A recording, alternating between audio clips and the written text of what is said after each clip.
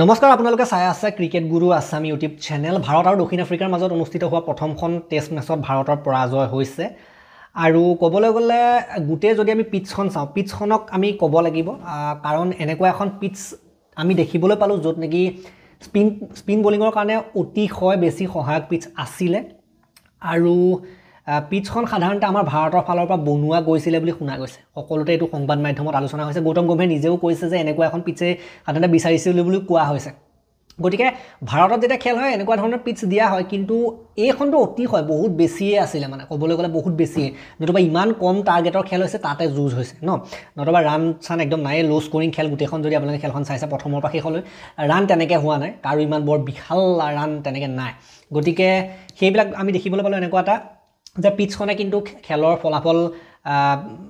ফলাফলৰ ক্ষেত্ৰত বহুত কিন্তু প্ৰভাৱ পেলাইছে গতিকে এক প্ৰকাৰে দক্ষিণ আফ্ৰিকাৰ খালত পেলাম বুলি সাধাৰণতে পিটছখন বনাইছিলে কিন্তু আমি নিজে খালত পৰিলোঁ আৰু মেইন কথাটো হ'ল যে স্পিন খেলিব পৰা কিন্তু দক্ষতা আমাৰ বেটাৰসকলৰ ভিতৰত আমি দেখিবলৈ পোৱা নাই এতিয়া ৱাশ্বিংটনে যেনেকৈ খেলিছে তেনেকৈ কিন্তু খেলিব পৰা নাই এই লাষ্ট ইনিংছটো যদি চাই ৱাশ্বিংটনে যিটো দক্ষতাৰে স্পিন খেলিলে বাকীবিলাকে কিন্তু স্পিনত তেনেকৈ দক্ষতা নাই খেলিব পৰা নাই আউট হৈ গৈছে গতিকে বহুত কথা থাকে তাত ফাৰ্ষ্ট ক্লাছ ক্ৰিকেট নেখেলাৰ কাৰণেও বা ফাৰ্ষ্ট ক্লাছ ক্ৰিকেট বহুত দীঘল সময়ৰ কাৰণে ফাৰ্ষ্ট ক্লাছ ক্ৰিকেটত প্ৰেক্টিছ নথকাৰ কাৰণে এনেকৈ বহুত কথা থাকে আৰু মেইন কথাটো হ'ল যে ইণ্ডিয়াৰ যিটো টেষ্ট টীম বৰ্তমান সময়ত যিটো দেখিবলৈ পাইছোঁ টেষ্ট প্লেয়াৰৰ তাত অভাৱ আমি দেখিবলৈ পাইছোঁ পূজাৰাটো অৱসৰ লৈ গ'ল পূজাৰাৰ দৰে বেলেগ এজন প্লেয়াৰ লাগিছিলে যি টেষ্টত প্ৰপাৰভাৱে টেষ্টত খেলিব পাৰে যিকোনো প্ৰকাৰৰ বল খেলিব পাৰে ৰখাই মেলি গোটেই খেল লৈ যাব পাৰে একবাৰ ৰাহানেৰ দৰে প্লেয়াৰ যি সাধাৰণতে টেষ্টৰ মাইণ্ডছেটেৰে খেলে তেনেকুৱা ধৰণৰ প্লেয়াৰৰ কিন্তু অভাৱ আমি দেখিবলৈ পালোঁ আজি মিছ কৰা হৈছে তেওঁলোকক তেনেকুৱা টেষ্ট প্লেয়াৰবিলাকক টেষ্ট ফৰ্মেটত লাগিবই কাৰণ তেনেকুৱাবিলাক যদি প্লেয়াৰ থাকে তেতিয়া সাধাৰণতে অলপ বেলেগ প্ৰকাৰে খেলে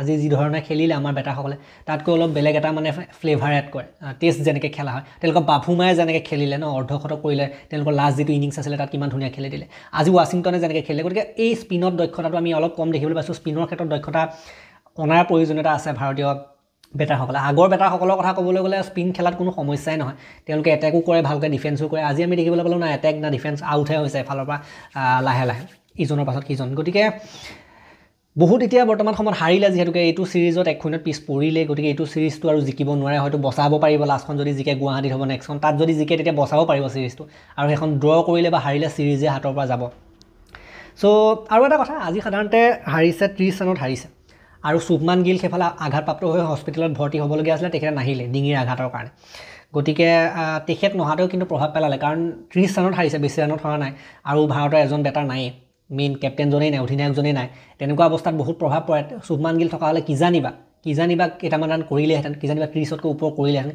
কিজানিবা এটা লং ইনিংছে খেলিলেহেঁতেন ক'ব নোৱাৰি গতিকে শুভমান গিলৰ অনুপস্থিতিও কিন্তু প্ৰভাৱ পেলালে খেলখনত কেৱল মাত্ৰ পিটছেই নহয় গতিকে আমি যদি চাবলৈ যাওঁ গোটেই যদি আমি সামাৰি খেলখনৰ প্ৰথমতে দক্ষিণ আফ্ৰিকাই 159 কৰিছিলে অল উইকেট হৈছিলে তাৰ পাছত ইণ্ডিয়াই 189 কৰিলে লিড ল'লে অলপ সেইটো ভাল আছিলে সেইটো ইনিংছ অলপ মোটামুটি ঠিকেই খেলিলে সেইটো ইনিংছৰ যদি আমি কথা ক'বলৈ যাওঁ ৰাহুলে খেলিছিলে পণ্টে জাদেজা এনেকৈ অলপ খেলিছিলে তাতো ইমান ৰান নাছিলে বাকী সাউথ আফ্ৰিকাই 153 ৰান কৰিলে নিজৰ ছেকেণ্ড ইনিংছত বহুত কৰিলে কিন্তু 153 ৰান ছেকেণ্ড ইনিংছত তেওঁলোকৰ বিশেষকৈ বভুমাক দিব লাগিব credit captain leading from the front এইজনে কিন্তু নিজৰ টীমক অকলে কিন্তু বচাই থৈ যায় অকলে ৰক্ষা কৰি থৈ যায় সংকট মোচক হয় বাবুমা নিজৰ টীমৰ কাৰণে কেপ্টেইন হোৱাৰ যোগ্য হয় তেখেতক মানুহে হাঁহিব পাৰে কিবা কৰিব পাৰে কিন্তু এজ এ প্লেয়াৰ কিন্তু তেওঁ বহুত এজন ওপৰ খাপৰ প্লেয়াৰ হয় আপোনালোকে WTC ফাইনেলতো দেখিছিলে অষ্ট্ৰেলিয়াৰ দৰে এটা টীমৰ লগত কেনেকৈ খেলখন অকলে দমত চলাই নি আছিলে আঘাতপ্ৰাপ্ত হৈও খেলি আছিলে গতিকে বাবুমা মানে পিচটো বেলেগ মানে ক'বলৈ গ'লে টেষ্ট ক্ৰিকেটৰ যদি আমি কথা ক'বলৈ যাওঁ এদিনীয়া ক্ৰিকেটতো ভালেই খেলে গতিকে নিজৰ টীমটোক লৈ যোৱা প্লেয়াৰ হয়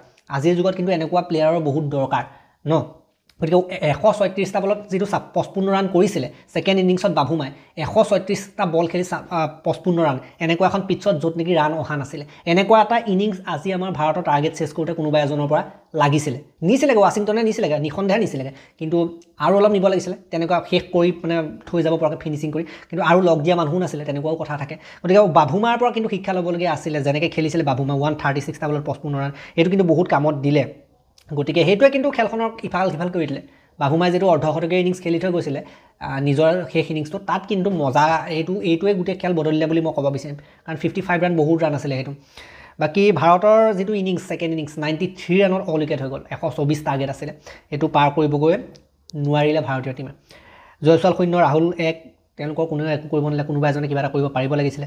ৱাশ্বিংটনে কিন্তু কৰিলে 92টা বলত 31 ৰান কৰি থৈ গৈছে। তেওঁ বহুত বল ৰখাই মেলি যেন তেনে কিবা এটা বনাই দিছিলে স্থিতি এটা, কিন্তু বাকীসকলে তাৰ লাভটো উঠাব নোৱাৰিলে। চাওক ধ্ৰুৱ জুৱেলে কামত নিদিলে, 34টা বলত 13 আৰু কৰিব লাগিছিলে ৰান। পণ্টে 13টা বলত 2, পণ্টে বেয়াকৈ আউট হৈ গ'ল। ৰবীন্দ্ৰ জাদেজা 26টা বলত 18, ৰবীন্দ্ৰ জাদেজাই অলপ চেষ্টা কৰিছিলে কিন্তু কাম নবনিলে। অক্ষৰ পেটেলে অলপ চেষ্টা কৰিছিলে, 17টা বলত 26 ৰান কৰি আউট হৈ গ'ল। অক্ষৰ পেটেলে মাৰিছিলে অলপ, কিন্তু যি কি নহওক বাকী টেইল এণ্ডাৰটো একোৱে নহ'লে। কুলদীপ বুমৰাহ, চিৰাজ সকলটো ছিংগল ডিজিটত গ'ল। মেইন কথাটো হ'ল যে মধ্যক্ৰমটো বিশেষকৈ ওপৰৰ কেইজনে কিবা এটা কৰিব লাগিছিলে। জয়ছোৱাল আৰু ৰাহুল কিবা এটা অলপমান ৰখাই মেলি থাকিলেন। আৰু যদি আমি ক'বলৈ যাওঁ পণ্ট হওক, ধ্ৰুৱ জুৰেল হওক, এওঁলোকে অলপ মানে দায়িত্ব ল'ব লাগিছিলে। কিন্তু যি কি নহওক যিখন পিটছ, সেইটো পিটছৰ কথাটো বহুত আলোচনা হৈছে এতিয়া, কিন্তু পিটছৰ কথা আলোচনা হৈছে কাৰণ এইখন পিটছক মানে যেনেকৈ ধৰণে বিহেভ কৰিছে, বহুতে কৈছে যে আমি ইডেন গাৰ্ডেন্সত, বহুত ক্ৰিকেট বিশেষজ্ঞই কৈছে আমি ইডেন গাৰ্ডেন্সত, কলকাতাৰ ইডেন গাৰ্ডেন্সত বল এনেকুৱা গতি লোৱা আমি দেখিবলৈ পোৱা নাছিলোঁ। বিশেষকৈ ইমান সোনকালে 3 নম্বৰ দিনতে সাধাৰণতে এনেকুৱা ধৰণৰ বলৰ গতিবিধি আমি দেখিবলৈ পোৱা নাছিলোঁ। 4 নম্বৰ 5 নম্বৰ দিনত এনেকুৱা গতি ল'লে বেলেগ কথা, কিন্তু প্ৰথম দিনা ছেকেণ্ড দিনাৰ পৰা বলৰ গতি বেলেগ ধৰণৰ হৈছে। ছেকেণ্ড থাৰ্ড দিন গতিকে বৰ আচৰিত ধৰণৰ কিছুমান মুভমেণ্ট ল'বলৈ আৰম্ভ কৰিছিলে। গতিকে পিটছখন জোখতকৈ বেছিয়ে সাধাৰণতে বলিং ফ্ৰেণ্ডলি বনাই দিলে, সেইটো এটা কথা থাকে। গতিকে আমাৰ বলাৰটো, আমাৰ স্পিন বলাৰসকলতো অলপমান যদি তাত সহায় থাকে তাতে উইকেট লৈ ল'ব। ইমানো বৰ বেছি দিবলৈ দৰকাৰ নাছিলে হয়তো হেল্পটো, অকণমান বেটিঙৰ কাৰণেও থাকিব লাগিছিলে। বহুত বেছিয়ে স্পিন ফ্ৰেণ্ডলি কৰি দিলে। আৰু আমাৰ মানে বলাৰ সেইটোৱে বেটাৰসকলৰ দক্ষতাটো অলপ হেৰাইছে, দক্ষতাটো অলপ কমিছে স্পিন খেলা। বাকী মাৰ্কো য়ানছেনে 2টা, তেওঁলোকৰ চাইমন হাৰ্মাৰে কিন্তু 4টা উইকেট লৈ ল'লে, এজন ভাল বলাৰ তেওঁলোকৰ। তেওঁ কিন্তু উইকেট লৈছে বহুতকেইটা। মহাৰাজে 2টা, এইডেন মাৰ্ক্ৰামে 1টা। গতিকে মই এটা কথা কৈছিলোঁ আপোনালোকক, WTC ফাইনেল এনেই জিকা নাই দক্ষিণ আফ্ৰিকা টিমটো। অষ্ট্ৰেলিয়াৰ নিচিনা এটা সাংঘাতিক টিমক তেওঁলোকে ফাইনেলত হৰাইছে, যিটো নেকি ভাতৰ লগত পানী খোৱা কথা নহয়। তেওঁলোকৰ টেষ্ট টিমটো এটা কিবা এটা বেলেগ এটা তেওঁলোকৰ দক্ষতা আছে, সেইটো মানিবই লাগিব। নতুবা এটা টিমে এনেই WTC ফাইনেল এনেই মানে ভাতৰ লগত পানী খোৱাৰ নিচিনাকৈ জিকি দিব নোৱাৰে। WTC ফাইনেল জিকাটো সহজ কথা নহয়, এইটো আপোনালোকেও জানে। আৰু বিশেষকৈ ফাইনেলত অষ্ট্ৰেলিয়াৰ নিচিনা এটা টিমক হৰোৱাটো একদম সহজ কথা নহয়। গতিকে তেনেকুৱা এটা টিমক পাতলভাৱে লোৱাটো কোনো প্ৰশ্নই নাহে, তেনেকুৱা এটা টিম। গতিকে এই টিমটো কিবা এটা নহয় কিবা এটা আছে। আৰু দক্ষিণ আফ্ৰিকাৰ টিমটো যদি মই চাওঁ, তেওঁলোকৰ স্পিনাৰো ইমান ভাল আছে, কেশৱ মহাৰাজ, দেন হাৰ্মাৰ মাৰ্ক্ৰামেও ভাল বলিং কৰে। গতিকে তেওঁলোকে এটা প্লেন লৈ আহিছে এটা ভাল প্লেন লৈ আহিছে তেওঁলোকে। ভাৰতীয় পিটছত স্পিন কণ্ডিশ্যনত কেনেকৈ খেলিম, কি কৰিম, তেওঁলোকৰ হাতত ভাল প্লেন আছে। আৰু সেই টিমটোও আছে। মই আপোনালোকক প্ৰথমতে কৈছিলোঁ ভাৰতে মোৰ জিকাৰ বাৰু এটা মই ৰাখিছিলোঁ, যিহেতুকে জিকে ভাৰতে ইয়াত টেষ্ট মেচ। কিন্তু মই এটা কথা কৈছিলোঁ যে আপোনালোকক আগতে ভিডিঅ' আনতে এই চিৰিজটো যেতিয়া মই ৰিভিউ দিছিলোঁ প্ৰথম আৰম্ভণি হোৱাৰ আগত, তেতিয়া মই এটা কথা কৈছিলোঁ যে এইটো টিমত কিবা এটা আছে, দক্ষিণ আফ্ৰিকা টিমটো। তেওঁলোকে কিন্তু ইয়াৰ পৰা যদি এখনো খেল জিকি যাব পাৰে, সেইটো তেওঁলোকৰ কাৰণে এডভান্টেজ হ'ব। এতিয়া এখন জিকিয়ে গ'ল, এতিয়া চিৰিজটো জিকে নেকি, বহুত কিন্তু সম্ভাৱনা আছে চিৰিজ জিকি নিয়াৰ ইয়াৰ পৰা। কাৰণ নেক্সটখন খেল তেওঁলোকে হয়তো ড্ৰ কৰিব লাগে, নহয়তো জিকিব লাগে, তেনেকুৱা কথা। আৰু খেলখন হাৰিলেও একো নাই, তেওঁলোকে 1-1ত ড্ৰও যদি কৰি লৈ যাব পাৰে ইণ্ডিয়াৰ নিচিনা এটা জেগাৰ পৰা, য'ত নেকি জিকাটো প্ৰায় অসম্ভৱেই, কিন্তু আজিকালি সম্ভৱ হৈছে। লাষ্ট টাইম নিউজিলেণ্ডে হৰুৱাই থৈ গৈছিলে আমাক, এইবাৰ দক্ষিণ আফ্ৰিকা আহিলে। গতিকে অকল সৰু সুৰা টিমবিলাকৰ লগত জিকি থাকিলে নহ'ব, ডাঙৰ টিমবিলাকৰ লগতো জিকিব লাগিব। আৰু লাষ্ট টাইমৰ পৰা মই এটা কথা লক্ষ্য কৰিছোঁ, গৌতম গম্ভীৰ অহাৰ পৰা বুলি ক'লেও ভুল নহ'ব, টেষ্ট মেচত একদম গুৰুত্বটো হ্ৰাস হৈ গৈছে। টেষ্ট মেচত কাম নাইকিয়া নিচিনা হৈ গৈছে। যদিও বা ইংলেণ্ডত ড্ৰ কৰি আহিছে বেলেগ কথা, ঘৰতে হৰাতকৈ লাজৰ কথা একো নাই। টেষ্ট মেচ এদিনীয়াটো হাৰিলে সেয়া অষ্ট্ৰেলিয়াত গৈ, টেষ্ট মেচতো কিন্তু বেয়া হৈছে। গতিকে T20টো বাদে বাকীবিলাক ফৰ্মেটটো কিন্তু বেয়া হৈ আহি আছে। গতিকে টেষ্টত হৰা মানে কি, WTC পইণ্টছ টেবুলত তললৈ যোৱা। গতিকে এইবিলাক কথা চিন্তা কৰিব লাগিব এতিয়াৰ পৰা, আৰু চিন্তা কৰিব লাগিব সাল সলনি হ'ব প্লেইং 11ত নেক্সট টাইম। আৰু ফাৰ্ষ্ট ক্লাছ খেলি থকা কোনোবা প্লেয়াৰো আহি যাব পাৰে টিমত।